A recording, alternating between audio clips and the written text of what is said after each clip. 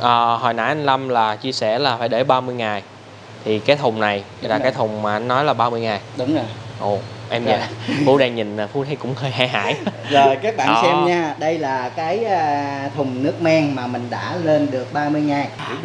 Rồi chuẩn bị em đang bất ngờ ra. Trong đây là cái gì lắm á. Đây. Ôi trời ơi. Đó như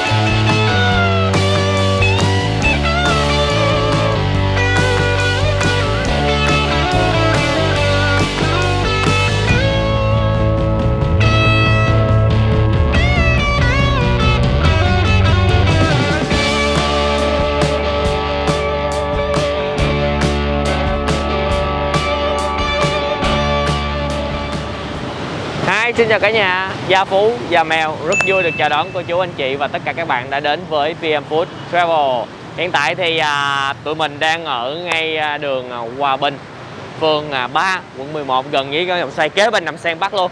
Ngày hôm nay thì một cái chiếc clip ngày hôm nay khá là thú vị để gửi đến cho cả nhà. Chúng ta sẽ có một chút thử thách nè, một chút trải nghiệm lần đầu nè, với một cái món ăn mà mình nghĩ là chắc là nhiều người khi nghe tên thì cũng sẽ hơi ái ngại để mà thưởng thức nó. Thì Vinh giới thiệu với cả nhà, ngày hôm nay chúng ta sẽ trải nghiệm món đậu hũ thúi Đài Loan chính gốc luôn. Nghe tên là chắc là nhiều người ái ngại đúng không? Nhưng mà khoan, trước khi chúng ta sẽ thưởng thức thì tụi mình sẽ cùng nhau đi đến nơi để mà làm ra những cái món đậu hũ Đài Loan này để gửi đến cho cả nhà. Đó là cũng là lý do tại sao mà tụi mình muốn mọi người có cái nhìn nó kỹ hơn về cái món này thì chúng ta có thể mạnh dạn chúng ta thưởng thức. Rồi, đừng quên ủng hộ kênh bằng cách like, share cũng như là ấn nút subscribe. Cảm ơn cả nhà rất nhiều, mời cả nhà. Rồi, xin giới thiệu với cả nhà, đây là anh Long, chủ xe đậu hũ thúi Kỳ Long. Thì ngày hôm nay anh Long sẽ có một số chia sẻ để gửi đến cho mọi người. Xin chào các bạn, mình là tên Long, chủ xe đậu hũ thúi Kỳ Long. Hiện tại cửa hàng mình đang bán tại số 5 Hòa Bình, phường 3, quận 11. Và hôm nay mình sẽ hướng dẫn cho các bạn quy trình mình làm miếng đậu hũ thúi như thế nào. Và theo công thức này các bạn có thể làm tại nhà để thưởng thức cho người thân của chúng ta. Ok, bây giờ cái bước đầu tiên mình làm cái gì anh Long? Rồi bây giờ cái bước đầu tiên là mình sẽ lựa chọn đậu hũ. Lựa chọn đậu hũ. Lựa chọn đậu hũ. Thì cái miếng đậu hũ nguyên chất là chúng ta lựa chọn bên ngoài. Đó là sản phẩm đây. Cái đậu nành mình xay ra nó kết lại đó, nó có một cái sự dẻo dai, mình bóp lên mình thấy nó dẻo dai. Và khi mà mình lắc miếng đậu mình lắc miếng đậu nó rất là dẻo. Này nguyên chất luôn hả? Nguyên chất 100% luôn. Đó, còn đối với những cái loại mà không nguyên chất thì khi mà mình lắc như vậy nó không có sự kết dính thì nó sẽ dễ gãy vỡ. Đó là đậu hũ nguyên chất là vậy, mình có thể thảy bất cứ như thế nào nó cũng không có gãy. Đó là nguyên chất, đậu nguyên chất. Cái lớp sọc sọc này là cái khuôn hay là cái gì anh? Cái lớp sọc sọc này là do cái nền vải lúc mà mình bỏ đậu vào mình ép khuôn á thì nó sẽ hằn lên. Đó. Đúng rồi, thì bình thường em thấy người ta hấp cái đậu hũ xong cái người ta có phủ một cái lớp vải lên. Đúng rồi. Rồi bây giờ là mình sau đó mình sẽ làm gì? Bây giờ là cái đậu hũ này còn mới nè. Đậu hũ này còn mới thì như lúc nãy mình có nói là mình phải tách được cái nước chua của nó ra. Thì như các bạn thấy đây đó, sau khi tụi mình mua về muốn tách được nó thì mình sẽ bỏ vào ngăn mát tủ lạnh. Mình để khoảng 6 tiếng là nó sẽ tách được cái phần nước ra. Đây là cái phần nước chua. Cái này đã để 6 tiếng rồi. Đúng rồi, mình đã để được 6 tiếng rồi. Đó, rồi mình làm mình sẽ loại bỏ cái nước này ra, mình đổ hết ra ngoài. Ok. Rồi, bây giờ là đổ cái nước chua. Như vậy là cả nhà ơi, bình thường mà chúng ta ăn cái tàu hũ bình thường chúng ta mua về chúng ta chiên, chúng ta ăn á, mà thấy có một cái vị chua chua là chắc là từ cái nước này đúng không anh? Đúng rồi, và thậm chí mình mua đậu hũ về mình làm cũng vậy. Cách mình khuyên tốt nhất là mình nên để qua ngăn mát tủ lạnh đôi 3 tiếng rồi mình vẫn đổ cái nước chua này ra. Thì khi mình chế biến đậu hũ nó sẽ ngon hơn và nó lâu hư hơn. Rồi sau khi mình đã lựa đậu được rồi, Dạ. đậu ngon rồi, thì bây giờ đến quá trình mình làm nước men. Nước men hoặc mình có thể gọi là làm nước thúi để lên thành một cái miếng đậu hũ thúi. Nghe nặng nề cả nhà. Chắc thôi sẽ đây là tất cả các nguyên liệu để mình làm lên cái sản phẩm nước đó. Wow, là có cái sữa đậu nành luôn ha. Đúng rồi, có sữa đậu nành. 4, 5, 6, 7, 8 nguyên liệu lận. Đúng rồi, 8 nguyên liệu đó là lý do mà tại sao nhiều bạn hay thắc mắc á, là giữa một miếng đậu hũ bình thường ngoài chợ mua 4-5 ngàn mà tại sao có giá thành sản phẩm nó lên đến 20 mấy 30 ngàn. Đó thì mong các bạn hiểu rằng những sản phẩm này thứ nhất là nó nguyên chất, nó từ thiên nhiên đó, và thứ hai thì như các bạn cũng biết rồi, giá thành của những cái loại này không hề rẻ. Cái này thật sự là em cũng mới biết luôn á cả nhà. Và chắc là bây giờ nhờ anh Long là nói giùm em tại sao mình phải sử dụng những cái này từng cái ha. Rồi chắc mình đi từ bên đây qua đi. Rồi thì như các bạn biết, các bạn có biết đây là nguyên liệu gì không ạ? Này em biết đây quế là không anh? Đúng rồi, đây là lá nguyệt quế khô. Dạ. Đó, lá nguyệt quế đó, và kế tiếp sẽ là gừng tươi để mình ăn vào trong cơ thể nó ấm bụng. Đó, nó không có làm cho mình đầy hơi. Dạ, nguyệt quế cũng chỉ là thơm thôi đúng không? Đúng rồi, nguyệt quế chỉ là thơm thôi. Đó, và đây là cam thảo, thì cam thảo bên Đông y thì như chúng ta biết là chúng ta sẽ ăn những cái đồ nguội lạnh đó, thì cam thảo nó làm cho mình dễ tiêu, nó không có bị khó chịu cho cơ thể mình. Đó, và đây là hoa tiêu. Hoa tiêu, đối với hoa tiêu này thì người Hoa sử dụng nhiều hơn, người Việt chúng ta ít. Đó, hoa tiêu chúng ta có thể mua ngoài chợ lớn có hết. Đó, và đặc biệt đây là muối hột, và chúng ta sử dụng muối hột rất là nhiều. Nguyên tắc đậu hũ lên men được phải nhờ muối, cũng giống như cách chúng ta làm chao, phải có muối, mà muối nhiều, không có muối không được, hư đậu hũ. Đó. Và tiếp đến đây là nấm đông cô. Nấm đông cô nó làm cho miếng đậu mình nó thơm hơn. Đối với đây cũng là một trong những gia vị của người Hoa, người ta thích sử dụng nấm đông cô. Và đây là tỏi. Tỏi thì như chúng ta đều biết rồi, tỏi thì nó khử mùi tốt, ăn nó cũng có nhiều cái kháng sinh tốt. Đó. Và đặc biệt để lên men cho đậu hũ tạo mùi thì ở đây chúng ta có một loại rau, đó là rau dền cơm. Đúng rồi, rau dền cơm. Đặc biệt có bên ngoài mình ra ngoài chợ mình nói mình mua rau dền, thì dền của Việt Nam là lá lớn màu tím, thì những cái loại đó khi mà mình ngâm á, nó sẽ ra cái màu của cái lá, thì cái nước của chúng ta nó sẽ có cái màu rất là kỳ, thì mình sử dụng cái lá dền cơm nó xanh hoàn toàn. Đó, và cái rau dền này nó khi chúng ta sử dụng nó có nhiều vitamin, nó ăn vào nó mát cho cơ thể, nó tốt. Và đây là sữa đậu nành nguyên chất luôn. Đúng là mình không sử dụng nước lã, mình sử dụng sữa đậu nành và mình lên men cho đậu nành, nó mới đạt được cái độ béo tốt nhất. Rồi, cái này là giấm ha? Không, cái này là rượu gạo. Đúng rồi, và đặc biệt rượu đây là phải được nấu nguyên chất trên 40 độ. Đúng rồi, tại giờ rượu này thứ nhất là nó sẽ khử được cái mùi. Cái thứ hai nữa là nó làm cho miếng đậu của mình nó lên men nó tốt hơn. Trong quá trình lên men nó không bị hư hỏng qua thời gian. Rồi bây giờ mình sẽ hướng dẫn các bạn làm các bước nguyên liệu này nha. Đầu tiên là chúng ta sẽ bỏ lá nguyệt quế vào trong. Chúng ta cứ bỏ vào. Đó. Thì ở đây là mình đang chia sẻ cái công thức mình làm tại nhà nha. Còn thì đối với bản thân mình làm ở quán thì nó sẽ nhiều hơn. Đó, mình làm ở nhà. Thì ở đây chúng ta ước lượng khoảng tầm 2 nắm là đủ. 2 nắm là đủ lá nguyệt quế. Cho bao nhiêu miếng đậu hũ á? Ở đây mình đang làm cho 50 miếng đậu hũ. 50 miếng đậu hũ. Thì trung bình ở đây một bịch sữa đậu nành đây là nửa lít. Ở đây mình có 2, 4, 6, 8 là 4 lít nước. Đó, cho 4 lít nước mình có thể ngâm được 50 miếng đậu hũ. Rồi. Tiếp theo là cam thảo. Cam thảo biết là một vị thuốc tốt nhưng chúng ta không nên sử dụng nhiều. Nếu chúng ta sử dụng nhiều thì cái chất ở trong cam thảo nó ra, thì sau này cái miếng đậu chúng ta ăn nó sẽ có vị hơi nhẫn. Nhưng mà cái hơi nhẫn nó không phải là đối với những người khó ăn thôi, còn những người biết thì người ta ăn nó sẽ ngon hơn. Tại vì nó nhẫn nó là nên cái chất thuốc. Nhưng mà nhiều quá thì nhiều người ta không biết, nói tại sao miếng đậu hũ mình nó đắng. Rồi tiếp đến là hoa tiêu. Hoa tiêu mình sử dụng ở nhà mình sử dụng là cũng 2 nắm ha, mình cứ hốt là 2 nắm. Rồi tiếp theo là mình sử dụng nấm đông cô. Nấm đông cô mình sử dụng 1 nắm lớn. 1 nắm lớn đông cô để cho nó thơm. Công thức này 50 miếng nha cả nhà. 50 miếng nha. Rồi chúng ta sẽ sử dụng muối hột. Muối hột ở đây là chúng ta sử dụng là 300 gram muối hột. Chúng ta bỏ vào. Xài hết luôn ha? Xài hết luôn. Tại vì đậu hũ mà lên men được là nó cần cái nước mặn của muối. Nên chúng ta sử dụng hết. Chúng ta sử dụng gừng. Gừng chúng ta sử dụng 1 củ và chúng ta bào bào mỏng. Lấy vỏ luôn hả anh? Lấy vỏ luôn. Tại này mình chỉ làm cái nước ngâm thôi, mình Dạ. không cần phải gọt vỏ. Mình bào mỏng là để cho nó dễ thẩm thấu cái nước vào và nó dễ ra cái nước gừng thôi. Gừng mình ăn để cho nó ấm bụng. Tỏi. Rồi tiếp theo là tỏi nha. Tỏi đây mình sử dụng là 3 củ lớn. 3 củ lớn. Tỏi mình không lột vỏ. Dạ. Mình bỏ vào kéo, mình cắt đôi tỏi ra.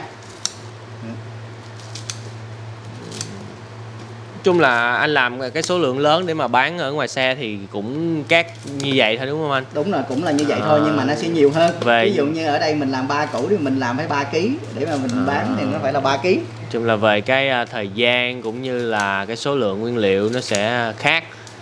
Còn ai mà muốn thử cái vị để dễ ăn thì làm theo công thức này. Còn cái vị gốc thì chắc là nó công phu hơn rồi. Rồi tiếp theo nữa là chúng ta sử dụng rau dền cơm. Rau dền cơm mình sử dụng cho 8 lít nước thì mình 4 lít nước là mình sử dụng là 1 kg rau nha các bạn. Ký rau. 1 kg rau dền cơm mình cứ phủ lên trên mặt. Cứ phủ vậy thôi. Mình cứ phủ lên trên. Nó sẽ đè được các cái nguyên liệu ở bên dưới. Nó không có nổi lên. Rồi tiếp theo là sữa. chúng ta sẽ bỏ sữa đậu nành. Chúng ta bỏ lên trên.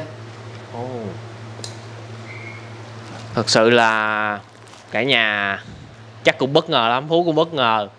Chứ giờ là mình ăn đậu hũ thúi chứ cũng không nghĩ là cái món đậu hũ lại có những nguyên liệu như vậy. Em cứ nghĩ là lên men một cái gì đó kiểu gì đó thôi. Mọi người sẽ thắc mắc cách lên men như thế nào đúng không? Thì đây là cách lên men. Chúng ta phải dùng sữa đậu nành, không sử dụng nước lã nha các bạn. Mình sử dụng nước lã thì đậu của mình nó sẽ dễ bị hư. Nên là mình phải sử dụng nước đậu nành. Tại vì đậu hũ mình làm từ đậu nành thì cái đậu nành này nó làm ra nó sẽ nguyên chất hơn, nó sẽ ngon hơn. Bịch cuối cùng. Nhớ bao nhiêu bịch không bạn? 8 bịch 4 lít. Nhớ mà rồi mình nhớ công thức liền. Nhưng mà thật sự thì coi thôi, với ai mà phải nói là có thời gian rảnh và muốn thưởng thức này mới làm, chứ thực sự là thấy là làm công đoạn cũng rất là. Rồi bây giờ mình sẽ bỏ rượu vào nha các bạn. Mình sử dụng là nửa lít rượu. Nửa lít rượu 40 độ. Rượu phải 40 độ. Rượu gạo nguyên chất. Xài nguyên chất hết. Xài nguyên chất hết. Có cái vạch này. Đây là có cái vạch nửa lít rượu. Rồi. Chúng ta bỏ đều lên. Xin thưa với cả nhà, clip này là clip độc quyền nha. Độc quyền. Nếu mà mọi người mà để mà trước giờ chắc thắc mắc là nếu mà muốn coi này chắc phải qua Trung Quốc với Đài Loan, mà chưa chắc qua bển lại được cho coi nữa. Đây được anh Long chia sẻ. Có thắc mắc là tại sao nó chưa có thúi mà gọi là đậu hũ thúi không? Thì chắc cũng phải để thêm nó mới chứ đồ còn mới mà. Đúng rồi, tất cả những cái nguyên liệu này chúng ta bỏ vào đây nó chưa có thúi liền. Mà chúng ta phải, đây là chúng ta đã hoàn thành các bước rồi. Thì chúng ta phải đậy nắp lại và chúng ta phải để thêm 30 ngày. 30 ngày. 1 tháng. Đó, chúng ta phải để thêm 30 ngày. Mình đem đi ủ quá trình. Đúng rồi, chúng ta sẽ ủ ở nơi tránh ánh nắng. Tránh ánh nắng để mát. Đó. Và cái này nó khó ở một chỗ là nó đòi hỏi nhiệt độ. Nhiệt độ quá lạnh nó cũng không được, nó sẽ không đủ thời gian để nó lên men. Và nhiệt độ quá nóng nó sẽ làm nhanh hỏng hơn, thay vì nó lên men đủ mình sẽ không kiểm soát được. Thời gian thấm thoát thôi đưa, mới đây mà đã 30 ngày, mượn chiếc áo này mặc lại. Gì? Đi ra uống nước tí xíu thôi à, chứ vẫn là trong ngày nha cả nhà, không phải 30 ngày đâu. Hồi nãy anh Lâm là chia sẻ là phải để 30 ngày. Thì cái thùng này là cái thùng mà anh nói là 30 ngày. Đúng rồi. Ồ, em vậy. Phú đang nhìn, Phú thấy cũng hơi hãi hãi. Rồi các bạn xem nha, đây là cái thùng nước men mà mình đã lên được 30 ngày. Rồi thì bây giờ hôm nay mình sẽ mở cái thùng này ra để xem sau khi 30 ngày nó lên men như thế nào. Mình mở ra nha các bạn. Cái này là để bán nha cả nhà. Đúng rồi, cái này mình để bán nha. Hồi nãy mình ngâm cái thùng nhỏ thôi, để bán mình làm thùng lớn nha. Nếu mà ăn tại nhà để bao nhiêu ngày anh? Cũng 30 ngày thôi. Tối thiểu của mình là 30 ngày. Để ngắn hơn cũng được hả? Để ngắn hơn nó chưa đủ cái nước men để nó đủ cái quá trình thúi. Dạ rồi. Mà mình để lâu quá cũng không được. Mình để mà quá 1 năm là nó hư luôn cái nước đó luôn. Coi như tối thiểu là 30 ngày và tối đa là 6 tháng. Mở ra. Rồi chuẩn bị. Em đang bất ngờ trong đây là cái gì lắm á. Đây. Ôi trời ơi. Đó, như các bạn lúc nãy có thấy nè, mình bỏ nấm đông cô nè, tỏi nè, đó, hoa tiêu nè, đó, gừng đồ là nó nằm ở phía dưới, đó, và đây là rau dền, đó. Thì khi mình sử dụng là mình vớt bỏ hết mấy cái này nha các bạn, và mình sử dụng cái nước trong bên dưới đây. Các bạn thấy khi mà mình kéo nó ra là tất cả mọi thứ nó đều nổi lên đó, và mình sử dụng cái nước trong ngay. Bây giờ cái nước này mình sẽ bỏ vô đậu hũ hả anh? Đúng rồi, cái nước này mình bỏ vô đậu hũ. Mọi người nè, bây giờ mình ngồi đây luôn. Mình chắc mọi người xem qua clip chắc mọi người sẽ tự hình dung tưởng tượng cái mùi, nhưng mà Phú thật sự Phú đang nói là cái mùi này nó sẽ giống như cái mùi chao, nhưng mà cái mùi này thì nó nồng hơn. Chao thì đã qua xử lý thì nó có một cái phần mùi thơm. Đúng rồi, chao nó có tỏi có ớt mà qua xử lý, còn đây là nguyên chất hết. Mình nói mùi men nha, mình hồi né cái từ kia nha cái. Rồi từ từ đó cho mọi người coi cái nước kỹ nè. Nói chung là coi như là phải đúng là chỉ có 30 tháng, tối thiểu là 30 tháng, cao 30 nhất ngày. 30 ngày. 30 ngày bị quan ngoan với cái mùi. Nhưng mà giới hạn là cho trong nửa năm đúng không anh? Đúng rồi, giới hạn là cho nửa năm, tại vì cái này của mình sử dụng là đồ thiên nhiên đó. Dạ. Thì cái gì nó cũng sẽ có một cái thời gian hạn sử dụng của nó, mình để lâu quá không tốt đó. Nhưng mà mình ít quá thì nó lại không đủ thời gian. Nguyên chất thì để ngắn hạn, có nhiều thứ phụ gia thì phải để lâu hơn. Đúng rồi, phụ gia hóa chất rồi mới để được lâu, còn mình tất cả đều là thiên nhiên hết. Như vậy là trước giờ em có nghe cái món đồ hủ thú này, nghe bên Trung Quốc Đài Loan họ nói là cái gì mà tới 1 năm 2 năm là đâu có đúng, là đâu có thiệt rồi đúng không? Không, cái đó không đúng.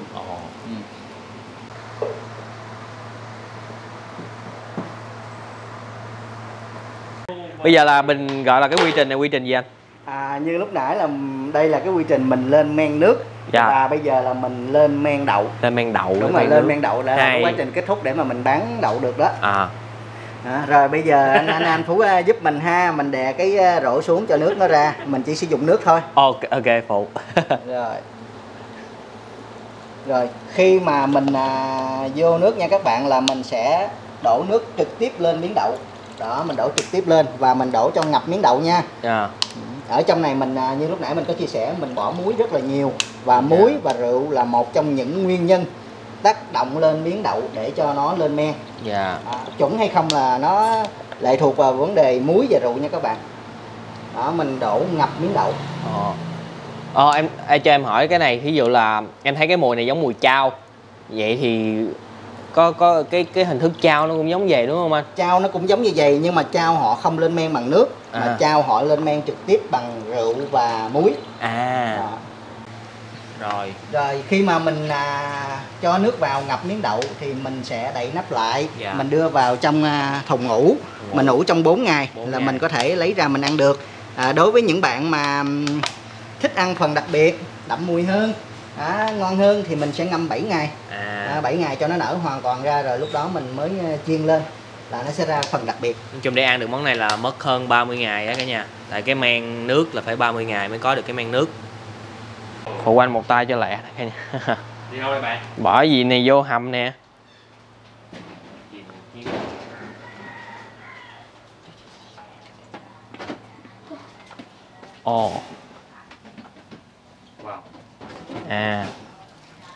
Đây là cái hầm mình dùng để lên men đậu hũ. Thì cái nơi này chúng mình lên men thì nó tránh được cái ánh nắng mặt trời, nó không quá nóng và nó không quá lạnh. Tại vì cái nếu nó nóng quá thì nó sẽ lên men nhanh quá, mình không kiểm soát được đậu. Và nó lạnh quá thì nó là không đủ thời gian lên men. Cho nên là mình phải làm cái thùng sắt, thứ nhất là nó kín mùi, nó không ảnh hưởng cho xung quanh, và thứ hai nữa là nó sẽ mình kiểm soát được. Gì vậy ba? Này tầm quái xíu thôi, nhưng mà thật ra chia sẻ với cả nhà là nãy giờ mà cái mình ngửi cái mùi á, trong đó có rượu tới 40 độ, cho nên bây giờ cái người nó cũng nóng nóng hừng hừng. Rồi bây giờ cái này là cái gì anh Long? Thì như lúc nãy mình đã vừa xem qua cái quá trình lên men đậu. Vậy thì lên men trong vòng 4 ngày mình sẽ sử dụng ăn được cho đối với mình sử dụng tại gia đình. Đó, vậy thì 4 ngày sau cái đậu nó lên men như thế nào? Bây giờ mình cùng xem nha.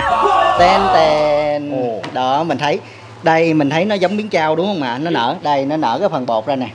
Đó, giống như miếng chao. Đúng rồi, cái này giống chao nè. Đúng rồi đó. Thì đậu hũ thúi nó là giai đoạn đầu của miếng chao. Thì đối với mình sử dụng trong gia đình thì ngâm 4 ngày mình có thể ăn được. Nhưng mà đối với những người ăn quen, thích ăn ngon hơn thì mình nên để 7 ngày nó sẽ ra được phần đặc biệt. Và đây là một điều đặc biệt là đối với quán đậu hũ thúi Kỳ Long là luôn có chuẩn bị những phần đặc biệt dành cho khách sành ăn. Thì các bạn muốn ăn phần đặc biệt cứ đến quán đậu hũ thúi Kỳ Long. Mà có hạn không anh? mình sử dụng này á, mình làm ra phần đặc biệt á, nó hơi khó và nó hơi lâu, cho nên là nếu như các bạn muốn chắc chắn thưởng thức được thì nên liên hệ trước để mà mình đặt trước. Đó thì bây giờ mình sẽ anh bán bao nhiêu miếng đặc biệt đó? Trung bình cái này nó làm khó lắm em.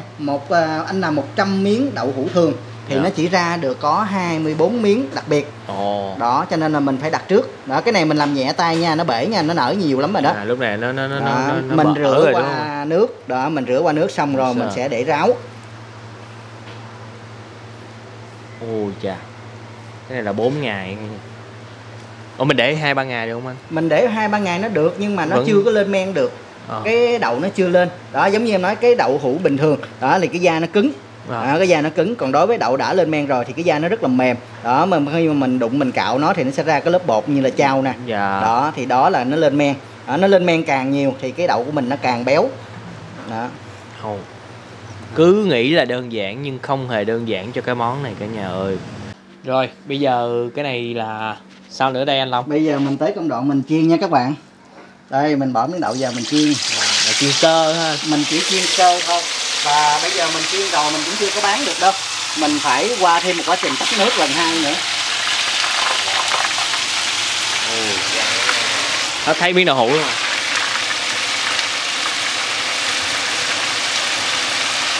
Đến giờ em vẫn chưa phân biệt được cái mùi này để sao miêu tả cho mọi người biết anh. Đó là lý do có cái tên đậu hũ thúi Kỳ Long đó các bạn. Long là tên của mình, nhưng mà Kỳ là như câu của anh Phú vừa mới nói đó. Mùi kỳ vậy. Nó kỳ quá không biết tả làm sao. Ai hỏi đậu hũ thúi như thế nào không biết tả, theo kỳ quá. Kia là Kỳ Long. Em thấy nó vàng vậy mà cũng còn vẫn bể ha. Nó vàng vậy nó vẫn bể tại vì nó mềm lắm như nãy em nói. Nó rất là mềm, mình phải nhẹ nhàng đối với nó.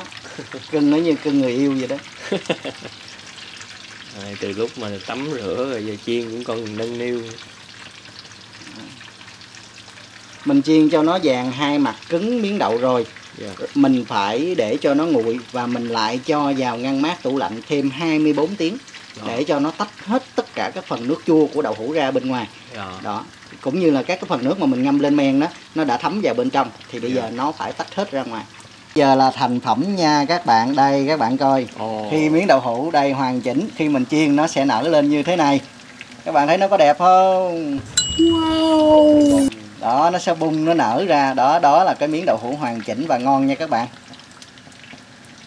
Rồi mình lật lên tất cả các miếng kia nha. Đó. Giờ là nó vẫn dễ bể, còn dễ bể đúng không? Không, bây giờ thì nó cứng rồi. Bây giờ thì nó cứng cái miếng đậu rồi. Thì khi mình chở lần này là mình có thể vớt ra ngoài và mình để nguội tự nhiên. Sau đó mình đưa vào tủ lạnh bỏ thêm 1 ngày nữa cho nó tách hết cái phần nước bên trong ra là mình có thể bán và phục vụ khách hàng được rồi. Nhưng mà cái lúc chiên gì thì cái mùi nó cũng không có nặng như lúc đầu ha. Đúng rồi, đây là một cái quá trình xử lý mùi. Xử lý mùi để tránh cái ảnh hưởng những cái khách hàng xung quanh. Ở bên Đài Loan, nước ngoài thì người ta quen cái mùi này, người ta dễ chịu, nhưng đối với Việt Nam mình là một cái sản phẩm mới nên là nhiều người không chịu cái mùi này, người ta sẽ thấy khó chịu. Các bạn thấy miếng đậu hũ đặc biệt của quán đậu hũ thúi Kỳ Long của mình nó có to không nè.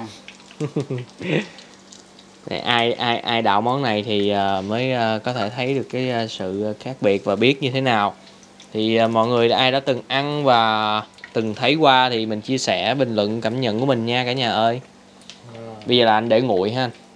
Bây giờ là anh sẽ để nguội tự nhiên và anh sẽ bỏ nó vào ngăn mát tủ lạnh cho nó tách nước hết cái phần nước cũ của nó ra. Ồ mà em thắc mắc một cái điều là cái này anh qua Đài Loan học hay sao?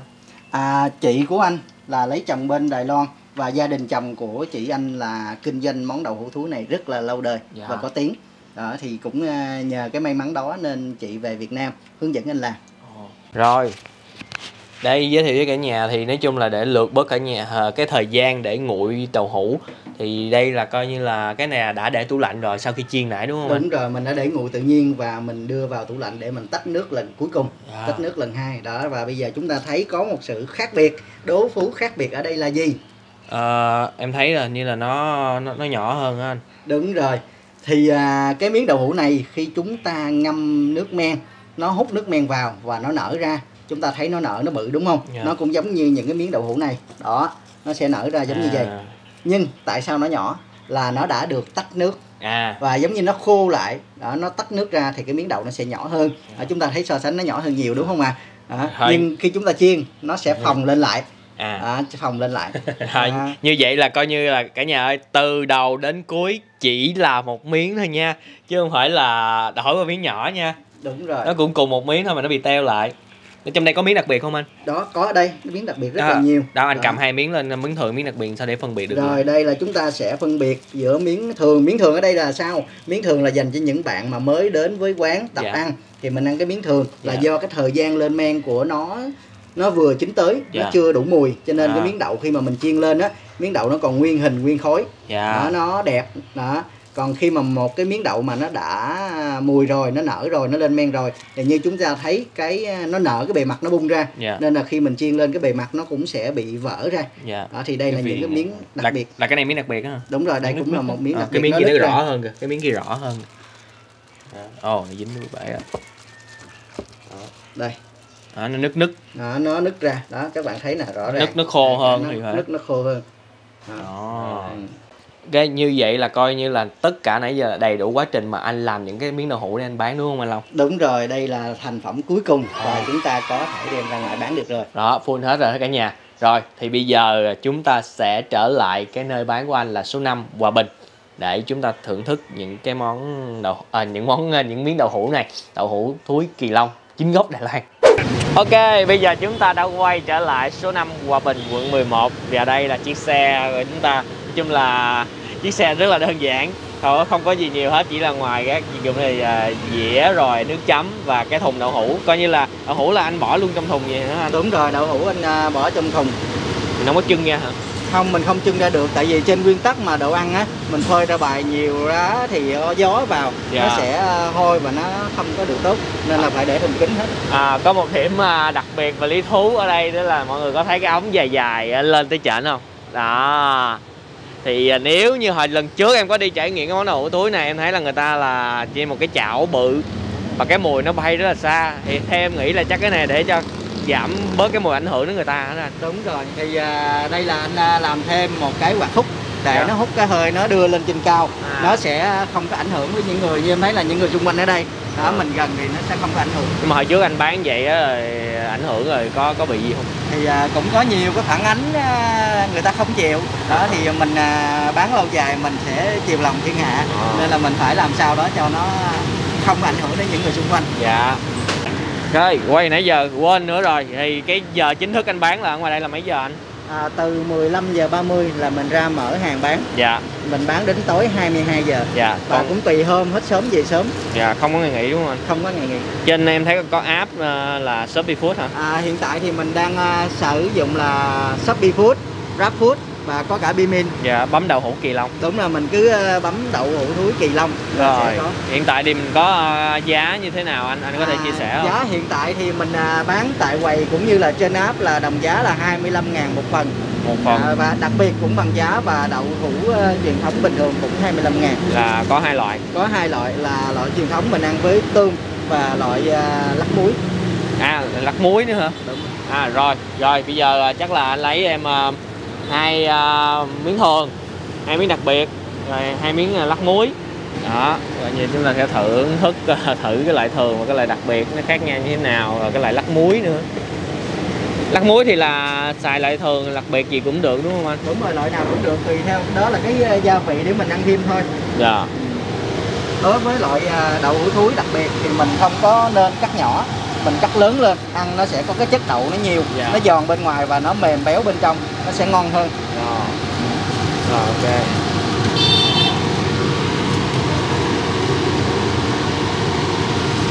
Coi như là 25.000 một miếng. Đúng rồi.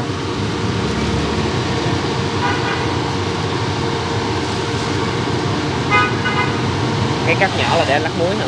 Không, nhưng cắt nhỏ là do là cái sở thích của mình thôi. Người ta thích ăn lớn hay là ăn nhỏ. Tại thấy kia anh cắt bự. Đúng rồi, riêng đặc biệt là mình phải cắt bự. Riêng đặc biệt là phải cắt bự. Đúng rồi, mình cắt nhỏ quá cái đậu nó nở nhiều rồi nó sẽ bể nát ra hết. Đó, và mình cắt bự nó có nhiều thịt ăn nó sẽ ngon hơn. Ok. Dạ. Tiếp tục nữa là bạn có cảm thấy mùi gì không? Có bạn, ít hơn chút xíu, nó không có như lần trước mình quay ha. Cho nên là coi như là đã được anh Long thử mùi. Mình đã xử lý mùi. Đó, thì bây giờ mình ra đây mình chiên lại với cái là giống như mình hâm nóng lại, mình làm cho nó nóng nó giòn hơn là người ta thưởng thức được. Nên là mình ăn vào nó sẽ có mùi, nhưng mà mình đứng xung quanh nó sẽ bớt đi cái mùi. Anh bán lâu vậy đó rồi, có những người nào mà mới ăn người ta ái ngại, hay là anh có mời người nhà ăn thì làm sao để thuyết phục người ta ăn anh? Thì đối với những bạn mà hơi khó ăn từ trước cái giờ mà chưa ăn qua mắm cá khô á thì các bạn đó sẽ khó ăn. Còn đối với những bạn mà thích thưởng thức những cái món lạ, cái mùi như em thấy đó, như Việt Nam của mình đặc thù thì cũng có nhiều cá nhiều mắm, nhưng không có ai chê là mắm hôi hay là cá thúi. Thì đậu hũ thúi nó cũng vậy, đó là cái tên gọi thôi. Còn khi mình ăn, đối với những thực khách mà ăn quen đó, họ chỉ nói câu là chưa đủ thúi, chứ họ không nói là nó thúi nặng hay thúi nhẹ. Rồi bây giờ nó đã giòn nhiều rồi, bây giờ mình vớt ra thưởng thức. Cái này cắt ra nó không có đảo bằng cái miếng bự ở ngoài nhà ha. Đúng rồi, như mình nói nó do là cái quá trình của nó rút nước. Nó đã lấy được cái nước rồi thì nó giống như nó đã khô cái miếng đậu nó lại rồi, thì nó không có nở to giống như lúc sáng mình thấy nữa. Rồi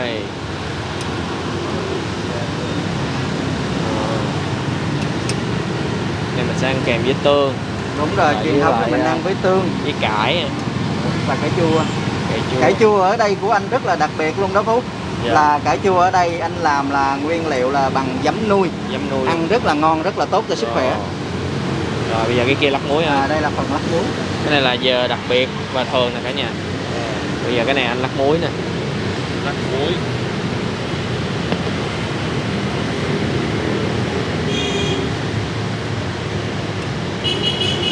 Muối là bên Đài Loan họ có ăn cái dạng gì không anh? Họ có ăn như vậy. Đây muối là muối bình thường hay là đây là muối tiêu sọ. Muối tiêu sọ. Muối tiêu sọ mình rang lên nó thơm, nó ăn. Đối với những người mà thích ăn đậm vị á, người ta ăn cái muối này nó sẽ nghe được cái mùi đậu hũ thúi nó nhiều hơn. Rồi đây là ớt bột khô. Ớt bột khô. Mình lắc lên cho nhiều người thích ăn cay họ sẽ ăn được. Rồi đầu tiên là mình sẽ có tỏi xay. Tỏi xay mình ăn nó thơm. Đó. Và mình có nước tương. Tương này là mình tự nấu ở nhà. Trong tương hình như anh cũng có tỏi luôn rồi đúng không? Đúng rồi. Và ai thích ăn cay thì mình bỏ thêm sa tế, còn ai thích ăn ớt thì mình vẫn lắc ớt bột lên. Tương này anh có phải mua tương hộp hay sao để nấu? Tương này là anh tự nấu ở nhà, nguyên liệu cũng toàn là những cái đồ chất lượng thôi. Mình gắp cải chua nha, cải chua này mình làm rất là ngon, đặc biệt luôn đó. Em thấy nó ráo ha. Đúng rồi, nó chua, nó thanh, nó vừa vị. Đó, trong cải chua cũng có tỏi chua nữa nè. Mình ăn nó không có bị ngấy, nó không có ngán. Mình ăn nó rất là ngon. Làm bằng giấm nuôi. Đúng rồi, phải làm bằng giấm nuôi, không có sử dụng giấm không gì.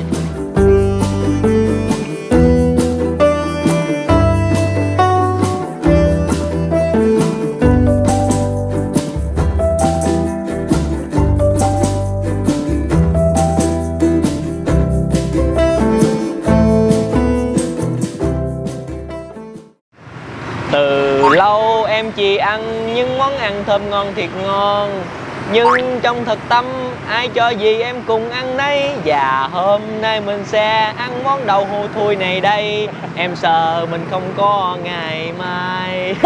Giỡn này cả nhà ơi, với làm gì không có ngày mai. Nói chung đây cũng chỉ là một món ăn rất là bình thường thôi. Nãy giờ thì mọi người cũng xem cái quy trình chế biến rồi, cũng thấy là những cái nguyên liệu để làm cái món này nó không phải là những cái nguyên liệu gì quá xa lạ với mọi người. Thôi thì bây giờ Gia Phú và Mèo xin mời cả nhà chúng ta cùng thưởng thức món đậu hũ thúi chính gốc Đài Loan. Ok, Phú sẽ ăn cái loại muối trước nha. Muối thì cái loại nhỏ này là cái loại thường nè. Đầu tiên là cái mùi, nó không có nồng như cái lần trước mình ăn.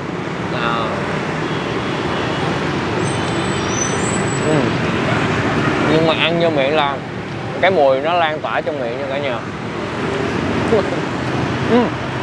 Cái muối này nó mặn mặn và nó có một chút ngọt ngọt.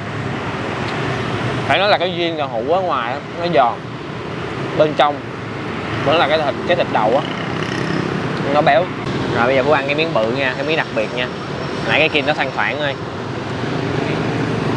Ủa ăn vẫn này. Cái này mùi nó đậm hơn, thật sự á. Nhưng mà phải nói đó là cái cách xử lý mùi của anh là khá là hay. Tức là nó sẽ tạo cái ấn tượng đầu của chúng ta không có bị sốc bất ngờ về cái mùi đó, cho nên nó tiếp cận từ từ và chúng ta khi mà chúng ta ăn gì chúng ta mới cảm nhận đúng rõ cái mùi của cái món đậu hũ này. Nặng thật. Rồi cái đô nặng mùi là cái muối nha cả nhà. Bây giờ mình sẽ ăn qua cái loại mà chấm thì nó sẽ với cái hỗn hợp nó dạng nó ngọt cay rồi nhiều vị hơn. Đó, tỏi nè, tỏi phi nè, ớt nè, ngoài cái hỗn hợp này lên. Ăn cái loại thường. Quên chấm ghim luôn cái này. Ăn cùng như vậy nè cả nhà. Đó.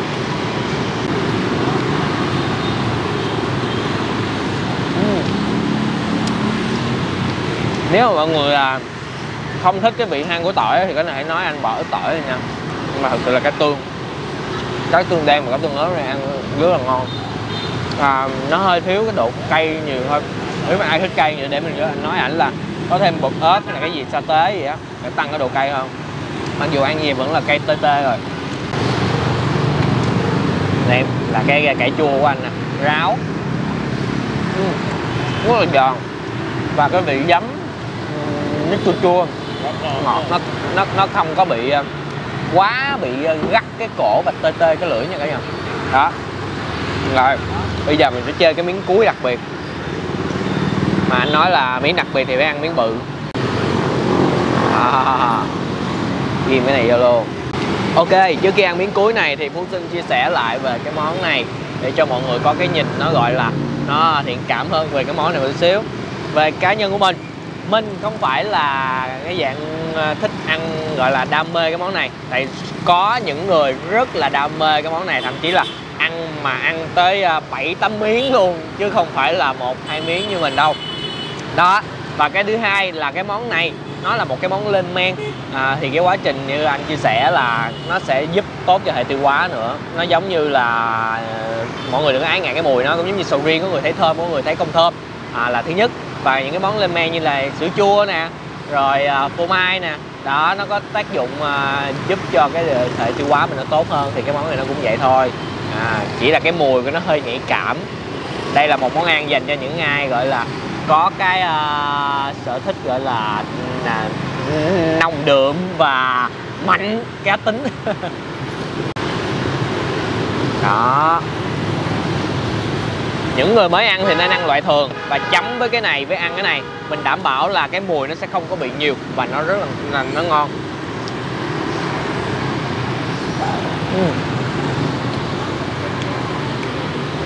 Cái mùi tỏi sống á, nó hăng đầu. Nó mà thật sự nếu mà nó ngon đó thì mọi người sẽ nghĩ là nó hơi thiếu thực tế một xíu. Mình sẽ đưa một cái nhận định thực tế nhất của cá nhân mình. Ăn nó sẽ có độ béo béo, nó giòn giòn ở ngoài. Riêng cái miếng đặc biệt á, thì ăn nó sẽ có một chút những đắng nhẹ. Đó. Về cái tàu hũ thường, so với tàu hũ thường thì nó sẽ không có bị chua.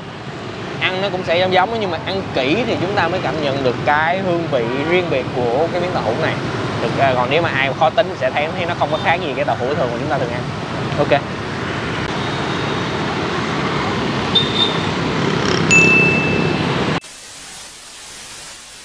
Ok cả nhà ơi, ở đây đang có một gia đình nhỏ đang chuẩn bị ăn những cái món đậu hũ đây. chào.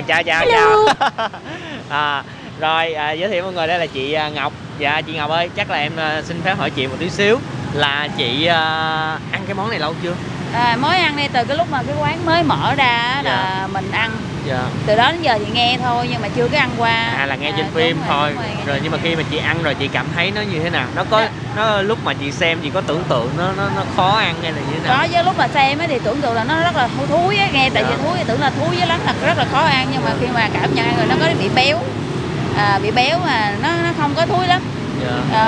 Ăn rất là ngon. Nói chung là nghe nói là ở bên Đài Loan thì nó ăn rất là cực kỳ thúi, nhưng mà đối với hương vị bên mình như vậy là ăn là quá ngon rồi. Đúng rồi. Chị thích ăn cái loại chấm hay là cái loại muối? Loại chấm. Loại chấm. Còn bé thì nói chung là tùy theo mỗi người á, mà mình thích ăn chấm hơn. Dạ. Tại Tương đây là nhà nó nghe nó là tự nấu. Dạ. Tự nấu tự làm á, cho nên ăn rất là hợp vệ sinh mà ngon. Dạ rồi, cảm ơn chị. Bây giờ mình lấy ý kiến của bạn nhỏ nha. Rồi, ở đây có ba bé. Bây giờ tụi con tên gì nè? Dạ con tên Phát. Con. Dạ con tên Nguyên. Thảo. Thảo. Nguyên hả? Dạ. Dạ Phát. Rồi, con ăn cái món này lâu chưa? Dạ con cũng mới ăn cách đây cỡ 4-5 tháng gì à. Con thích món này không? Dạ thích. Thích lắm luôn hả? Dạ. Rồi, bữa giờ nghỉ không bán là có thèm không? Dạ thèm. Thèm lắm luôn. Lần ăn mấy miếng? Dạ một lần ăn cỡ 2 miếng. 2 miếng. Con không sợ cái mùi của nó hả? Dạ không. Có cái mùi gì không? Dạ không. Không cảm nhận được. Nó bình thường. Cả nhà thấy không? Con nít ăn mà cũng ăn là coi như cảm thấy bình thường thôi. Thì chúng ta ai mà thích cái cảm giác lại, chúng ta cứ thưởng thức thử con. Con ăn này mấy lần rồi? Dạ tới. Ăn mấy này mấy lần rồi. Ăn nhiều lần lắm rồi, không nhớ đâu. Nhiều lần đó rồi. Nói chung là tụi con cũng thích ăn cái món này đúng không? Dạ. Rồi, cảm ơn tụi con nha. Ở đây có hai vị khách nữ nữa. Mình xin giới thiệu cả nhà là bạn Tuyền và bạn Hiền. Chắc là anh xin phép hỏi tụi em một tí xíu ha. Tụi em ăn món này lâu chưa? Dạ em ăn lâu rồi. Là em ăn ở đây hay là những chỗ khác? Dạ em ăn ở cái lúc mà cái chỗ này còn bán ở bên Đồ Lã Tinh Thăng á. Dạ. Em cảm thấy cái món này sao? Dạ ngon, đó với em là ngon. Là em nghe tin hay là coi phim mà trước giờ mình biết rồi cái mình ăn thử? Dạ em thấy em có các bạn Facebook với mấy ảnh á, rồi em tới em thấy mấy ảnh đăng rồi em ra em ăn thử. Em cảm giác cái mùi như thế nào? Em miêu tả cái vị giác khi mà em ăn món này sao? Cái mùi lúc đầu mà em hỏi á, thì em thấy nó hơi khó chịu một chút, nhưng mà ăn vô thì nó ngon hơn em tưởng. Nó ngon hơn cái đậu hũ bình thường. Dạ đúng rồi, nó béo lắm anh. Còn Hiền, Hiền ăn món này lâu chưa? Ăn cũng lâu rồi. Em một lần em ăn khẩu phần của em là mấy miếng?